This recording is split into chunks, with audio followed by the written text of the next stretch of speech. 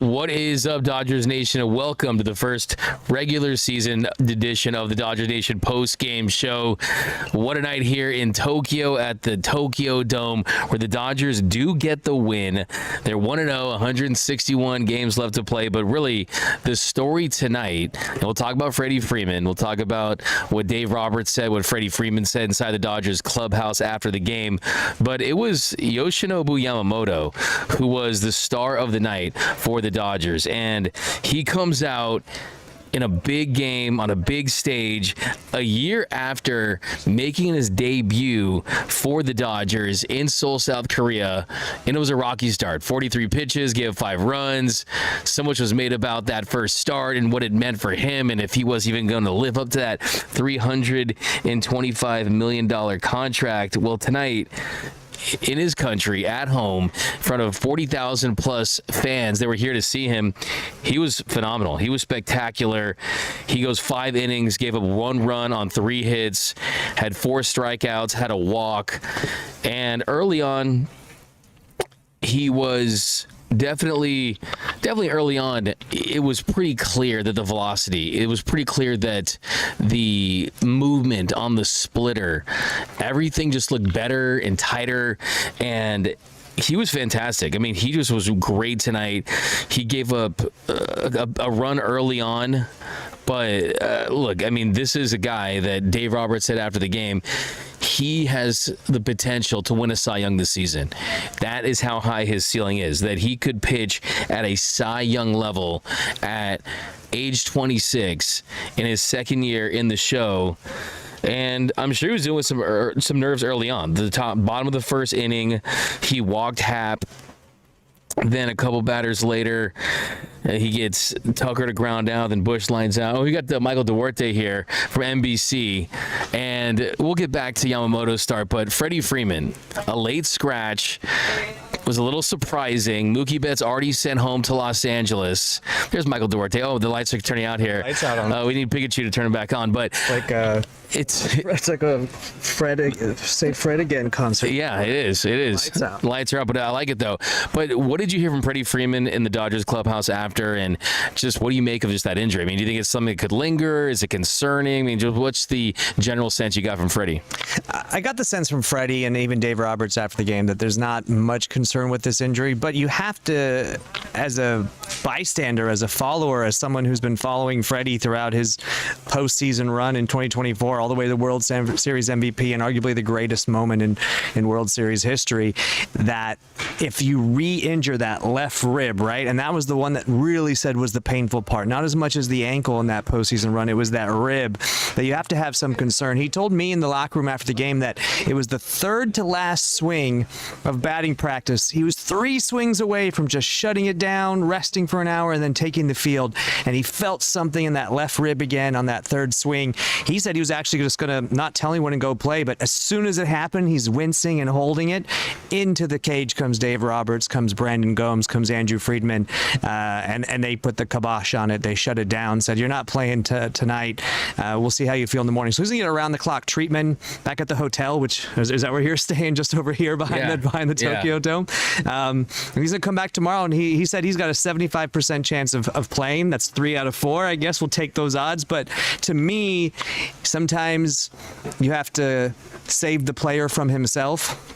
And in this case, you got 161 games left on the season. Save Freddie Freeman from himself. Let him get an extra week of rest, because he's probably not going to play in those Angels preseason games before opening day. And let him be ready for opening day at Dodger Stadium against the Tigers. That's my 2 cents. Yeah, I think the bigger picture of Freddie Freeman is, as he continues to age, he's in the 4th year of that 6-year contract.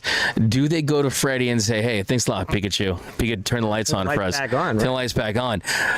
Do they kind of have a conversation with him saying, look, you're here to win World Series titles, right? You're here to chase greatness in October. He's a guy that likes to post. He's a guy that if he's healthy, he's going to go out there and play.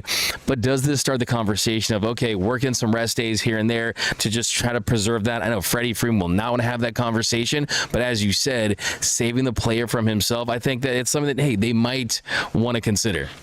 I agree with you, and you can look at last season as a great example to prove your point, right? Unintentionally, he missed games because of what happened with his son. That is something you never want to see happen to any player, their parent, but he got to take some rest from that. He rested a little bit, I think, with the thumb, no, the broken finger. I don't know if it was the thumb or what injury he had, but he tried to play through that, and they shut him down for another week. And then obviously he missed a few games in the playoffs. But once the lights turned the brightest, as we just saw here at the Tokyo Dome, and the World Series started, he homered in 5 straight games, whatever it was, and was the World Series MVP. So when he gets that rest and it comes time to perform, he does it at the highest level.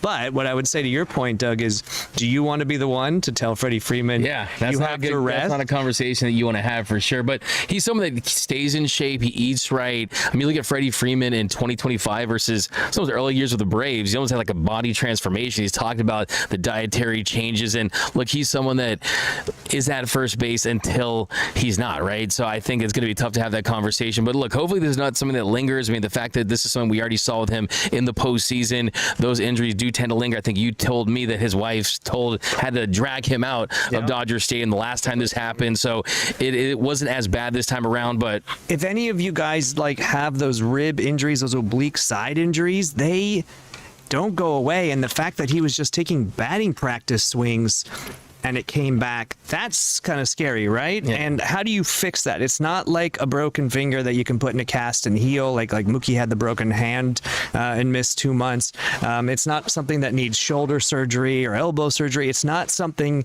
that you can just kind of put some cream on or stitch up or go in and surgically repair. I don't know what they do. I'm assuming some injections in there, treatment like he said, but it is a concern if he's doing this, in batting practice swings. Maybe he needs to not swing so aggressively in those sessions and save it for the game. I'm not quite sure. But there's a funny story real quick. After they won the NL West in 2023, it was in Arizona, I think sometime in end of August, early September, something like that.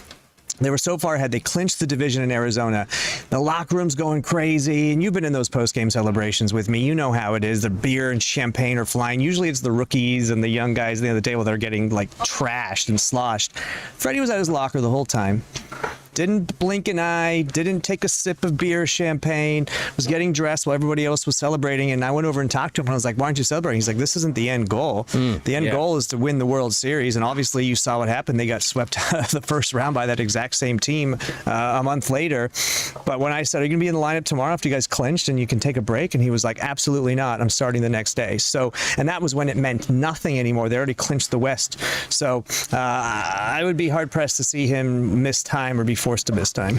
Yeah, and just speaking of the guys who were in the lineup tonight, all eyes were on Shohei Otani, and he said to us after the game that he hasn't remembered a time that he was this nervous for a game. So I like that. He's showing some real sides to himself, saying, look, yeah, this is a big deal. I'm back in the Tokyo Dome, back in Japan, and everyone's here to see him. I think that, look, I've been to hundreds, thousands of baseball games in my lifetime, and I can't think of a time where every time the guy's at bat, every single person either has a camera or a phone, and they're oohing and awing and reacting to everything he does. But I thought it was cool that he came out. I mean, he got his first extra base hit, got a single. I mean, contributed to the win. I mean, what do you think about Shohei's night? Did you see him during the national anthem? He got emotional. And I don't know when. I'm assuming it was for the Japanese part of the national anthem, played on the piano amazingly by Yakishi, I think was his name. Getting emotional in the national anthem, that's what we talked about, right? And Doug and I were talking about this during the game. I've covered 2 World Baseball Classics now. The atmosphere in those World Baseball Classic games, especially when the Japan Samurais are playing, it's electric. There's hundreds of people in the bleachers banging on drums with samurai headbands, and they're going crazy. And if it's against a Latin team like Dominican Republic or Mexico or Cuba or something, you have salsa music and dancing on the other side. It's just a great atmosphere, and we kind of miss that in here. But my point of bringing that up to you, Doug, is when you're there and your country's across your chest and you hear your own national anthem playing, it's a little bit more special, a little bit more emotional. And Shohei doesn't get to hear the Japanese national anthem anthem when he's playing back in the U.S. Maybe if you go up to play the Blue Jays, you'll hear the Canadian national anthem, but here he gets to hear his own country's national anthem, even though there's no Japan across the chest. He's representing the whole country, and he is, I wrote this in my article, he's not just famous here in Japan, he's a not-so-Shohei player today. Yeah, it was the single there in the top of the fifth inning, Edmonds single to left to score him. Teoscar Hernandez, he grounded into that fielder's choice, and Birdie, the guy was talking a little smack about the Dodgers, he has the misplay, and he gets hit later in the game. I mean, hey, baseball has a way of policing itself, so I think there was something to say about that. And then Will Smith had a quiet single that knocked in a run to make it a 3-1 game. But yeah, I think it's interesting to hear you say that. I mean, you just cannot overstate just the superstardom of a Shohei Otani until you get to Tokyo, and it's a Seiko ad here, a New Balance ad here. It's companies I've never even heard of that he's endorsing. I think too is, look, he's got kind of that movie star, rock star aura look to him, and it's just everything combined. You really can't compare him to another athlete unless it's Michael Jordan's prime United States. I think that's kind of maybe Michael Phelps. I mean, someone like that, but someone that's universally beloved. If you went down the street here and you said, who's the most famous person in this country, 10 out of 10 people would tell you it's Shohei Otani. Like in the United States, like you just wouldn't have that. There's not a celebrity, actor, musician, athlete that has that same gravitas, that same level of celebrity. So yeah, I mean, look, good for him that he performed on a big stage. I do want to see the Shohei Otani home run. I must say that, but 2 hits was definitely something to feel good about. And I think the interesting thing about, you mentioned Yoshinobu Yamamoto, is early on, I mean, the stuff was good, but it got better as the game went along. When you saw the uptick in velocity of the fastball and the splitter, gave a run, the Amaya hit early on, but still, I think you look at his performance and also the performance by the bullpen. The thing that really stands out to me is having a dominant closer like a Tanner Scott like that, a guy that's lights out. He has the demeanor. I was talking to Tanner Scott before the game, and just he's intense, man. He's an intense dude, and he likes to get after it. So I think that'll be interesting to see. Is this just an easy call for Dave every time it's the 9th inning? Hey, give the ball to Tanner Scott, then we'll get the win. I think it's possible. I think it's possible. First of all, this was in my taxi on the way. This is an Ohtani ad in my taxi on the way, and this is probably just one of 20 commercials I've seen on television here in Tokyo and Japan. Like, no joke, 20. And he's in what? He's in the New Balance commercial back home in the States. He's like in 5 or 6 in the U.S., but he's literally in 20 here. And there's like 4 different drinks. I didn't even know you could have dueling, like you would think he'd sign a contract. Yeah, but non-exclusive. They're like, get in line, right? He's in everything. You can be in any drink or beverage company here. So he is absolutely everywhere here. He is all those things that you said. But you were talking about how he was nervous before the game. I think Yoshinobu Yamamoto had some nerves pitching here too. He's back in the Tokyo Dome. And he's no longer like the rookie with the weight of the world on his shoulders like he was in Korea last year. He's a veteran. He's a World Series champion now. He was the ace on that postseason playoff run. But he wants to be the ace of this staff, a staff that has a 2-time Cy Young Award winner in Blake Snell, an all-star in Tyler Glasnow, a 3-time Cy Young Award winner and MVP in Clayton Kershaw when he comes back, Ohtani whenever he returns. So he's competing against these equals and his counterparts, and he wants to be the best. He wants to be the number one on the staff. He just pitched here in opening day, so I think the nerves got him a little bit. He had a couple walks there, walk early, got 1 hit by Amaya, but he settled in, and he really, when he was in a pinch, he has that fastball, curveball mix, but it's the splitter that was just nasty tonight and had great movement, and that's what he was able to go to deep into the well when he needed to get a swing and a miss, and he got it, and I think he's probably the MVP of the night. I don't know if you watched after, Doug, you might have been down below, but they put him on a stage on the mound and interviewed him after the game, and he was by himself. I was wondering what they were putting up. Was that what that was for? Yeah, to honor him as the MVP of the game and do a one-on-one with him. So he has to live up to that moniker this year as the ace of the staff, and he's got some competition. But to your point with the bullpen, they throw 4 shutout innings tonight. It was very eerily similar of the formula they did in the playoffs. when Yamamoto was starting, right? Let him go out there and shove for 5 innings. Don't gas him. The expectations, the adrenaline's flying high. And let our bullpen go out there and shut the lights out after that. Tonight it was Bonda, Ben Kasparis, Game 5 starter of the World Series. Benny C. Game 4 starter of the World Series, Ben Kasparis. Benny C. It was Blake Treinen, and then it was Tanner Scott. Now, if you're the Dodgers in the bullpen, you have a plethora of riches. Do I think Tanner Scott's going to be the closer? No, I honestly don't. I think it's going to be like last year where it's a closer by committee where you can throw Blake Treinen in the ninth. You want to go lefty matchups. If you've got some lefties coming up in the ninth, you can throw Tanner Scott. You got Evan Phillips still around. I know he's on the IL right now, but he can come back. He's a proven closer for this team. You have Kirby Yates, a former All-Star closer in the pen. Brusdar Graterol went on the IL, but he's a guy who can close. And at some point when Kershaw gets back and Ohtani gets back, Dustin May might be coming out of the bullpen. And I don't know anyone who's got a nastier pitch mix, especially for just 1 inning to get 3 outs, maybe than Dustin May. So you have a plethora of riches in the Dodgers bullpen right now. So I expect, I'm going to just throw it out there. Vesey is another name. I'm going to say 6 different guys minimum over under get saves this year for the Dodgers. That's a good call. I like that call. And they're going to mix up. They're going to play matchups when they want to. I think the big thing for me with Yamamoto is, as good as he was last year, he didn't have the same efficiency that we saw when he was in the NPB. Tonight, Imanaga didn't give the runs, but 69 pitches in 4 innings. Yamamoto, 72 pitches to get through 5. Didn't have his best curveball, but still made do with that splitter and the fastball combination. So, yeah, I think, look, Yamamania, Cy Young, all that's on the table for him. It's just about health. I mean, the conviction that he threw with the confidence that he has now just after 1 year, like Michael said, getting that experience, that confidence thing is massive for him. But I do want to ask you a question because we talked about this during the game. I was here for the 2 exhibition games against the Giants, against the Tigers. But you have been to WBC games. And one thing that stood out to me, and I hate to admit this, was the energy, I think, with the crowd was great, considering it's opening day, it's Tokyo, it was massive. I mean, a historic game, there's no doubt about it.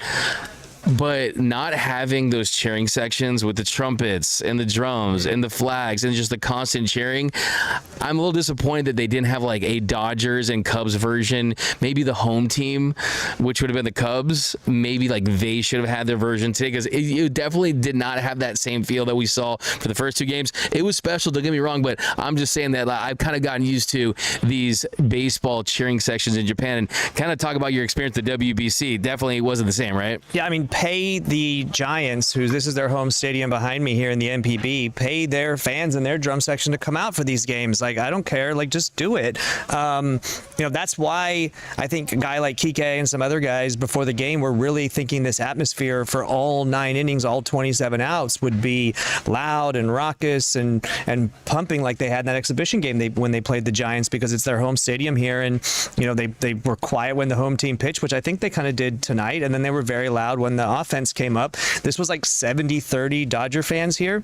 But you're right. The atmosphere was nowhere.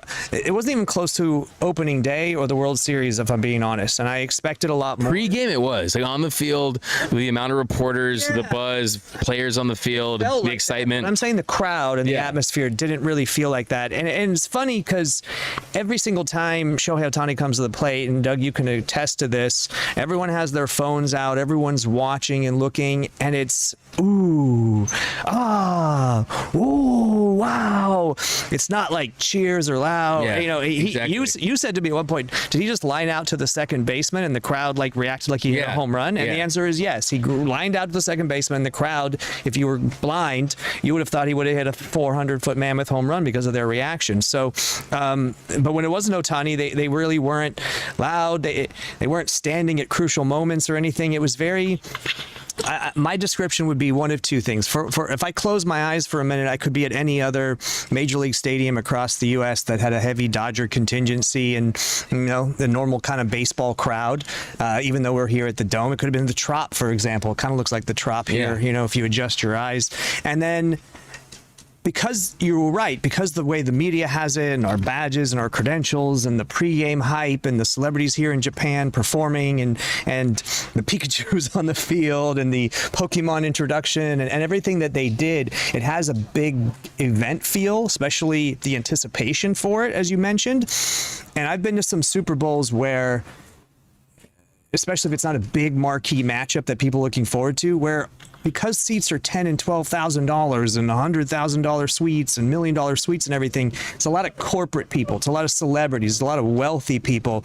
And this seat was almost $1 million yen to get in here in Japan. That's right, 3,000-4,000 US. I don't know, there's a lot to get a ticket into here. And sometimes when it's not the diehard fans that can afford it, to your point, that's a good point. Maybe the drummers in the club and stuff, they're good fans, but it's not the same as like the diehards who, bleed Dodger blue and I heard some "Let's Go Dodgers" chants, but yeah, it definitely a little different. And look, they're gonna get that full-blown experience on ring day when they're wearing the gold hats and the gold jersey, so they're gonna get that experience. But yeah, I do think that it was unique in the sense that like every single seat was filled up 2 hours before the game. You just do not see that ever. That's true, correct. I will say too, I talked to someone who, to your point, down the third baseline, dropped 10 G's on their ticket, $10,000. They showed me the charge on their phone. I was like, wow. So look, I think that for a lot of people, it was just experiencing Tokyo, going out here, getting the baseball flavor of what this is. But it still was a special night. The atmosphere was I think fantastic in the sense that the players understood that this wasn't just your normal regular season opening day game, just because of the significance. Last time we had a game here was 25 years ago, and now it's Shohei Otani's back. But tomorrow's going to be electric because you got Roki Sasaki on the mound.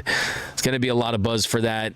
The nerves, Yamamoto's admitted to having nerves. Ohtani's admitted to having nerves. Now you have a rookie that's not just making his Dodgers debut. He's making his big league debut in Tokyo in front of 45,000 fans. I think we're going to learn a lot about just the mental toughness of Roki Sasaki tomorrow.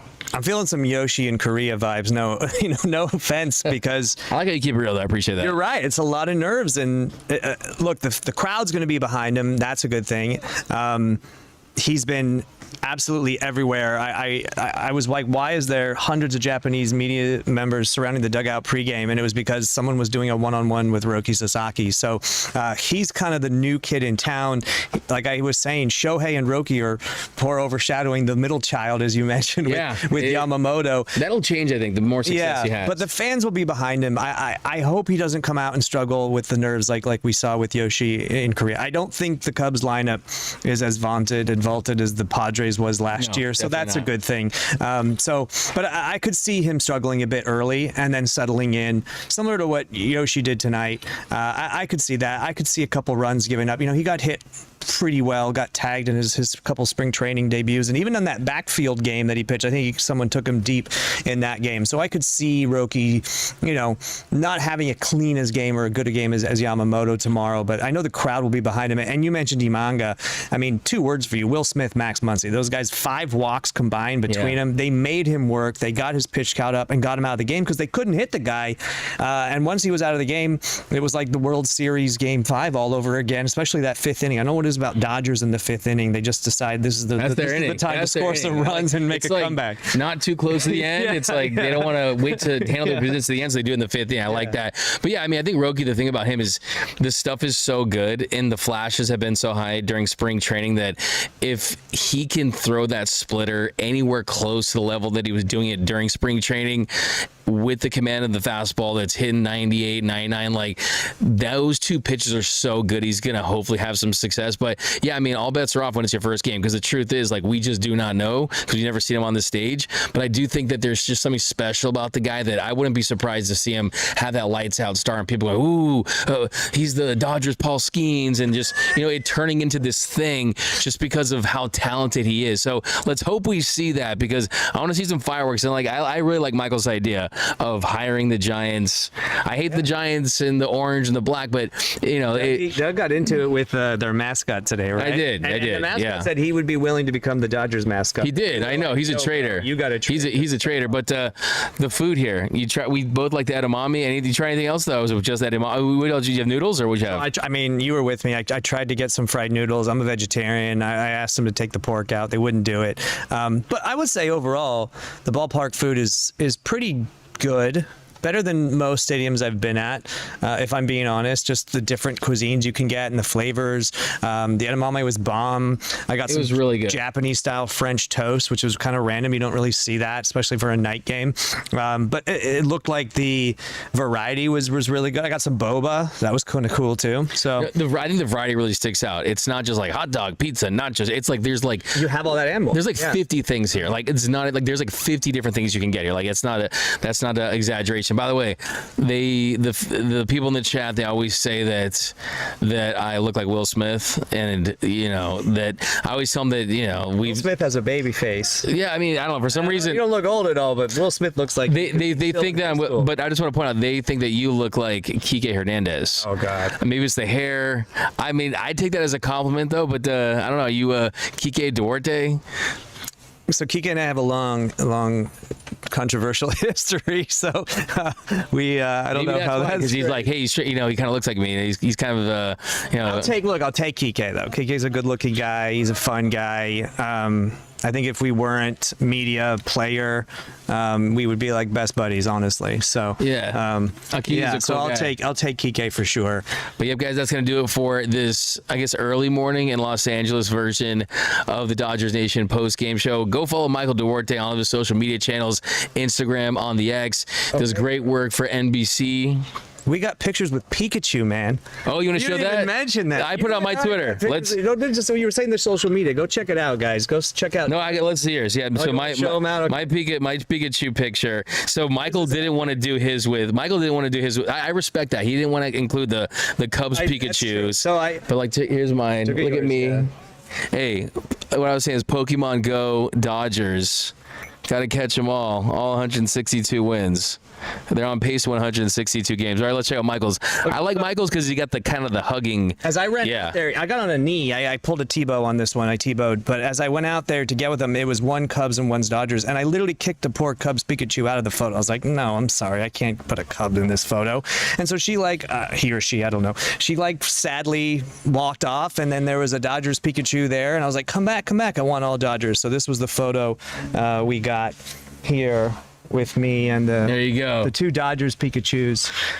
Pikachu's awesome, man. I was talking to Bonda before the game, and he was talking about how he even still, if he's stressed and he's relaxed, he'll pull out his old binder of Pokemon cards and just flip through them and look at them, and then he'll reset and he'll feel good. He told me the same thing post game in the locker room. He was like, I collected. He was like, we were asking what it was like to come out. And he's like, I love Pikachus. I collected Pokemon. I tried to tell him. I don't know if fans remember when they did the introductions on the board here. Like each person had like a Pokemon character, and he wanted me to tell him who his was. And I was like, I got to go back and look. But so Tommy Edman and Bonda, big Pokemon collectors, not just Pikachu. They loved this experience and the Pikachus on the field, as did we. I mean, we flew 6,000 miles, me 15 hours on a plane. I don't know how your flight was for that photo with Pikachu. There you go. Timeless. I mean, forget getting one with Shohei or Sadahar O or all these legends. Yeah, to get the Pikachu, can't top. That's going to do it, guys. Hit the subscribe button, hit the notification button, hit the like button.